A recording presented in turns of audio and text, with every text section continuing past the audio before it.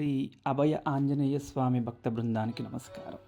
ఈ నెల మార్చ్ 3వ తారీఖున వచ్చే చంద్రగ్రహణం కొంతమంది సంపూర్ణ చంద్రగ్రహణంగా భావిస్తే మరికొందరు పాక్షిక చంద్రగ్రహణంగా భావిస్తున్నారు.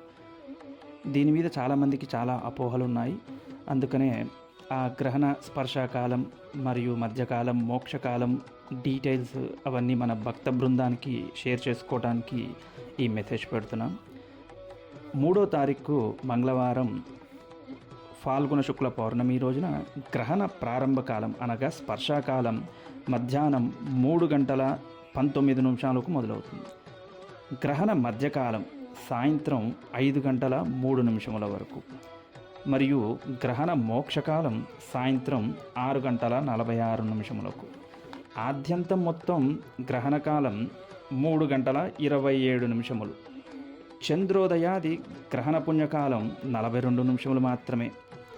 ఈ గ్రహణం పూర్వ ఫల్గుని అనగా పుబ్బా నక్షత్రం వారు సింహరాశి యందు సంభవించును. కావున పూర్వ ఫల్గుని నక్షత్రం పుబ్బా నక్షత్రం వారు సింహరాశి వారు ఈ గ్రహణాన్ని చూడకూడదు. నిత్య భోజన విధులు: పగలు 11 గంటల లోపల ఆహారం భుజింపవలెను. సాయంత్రం 7 గంటల తర్వాత ఆహారం వండి భుజించవలెను.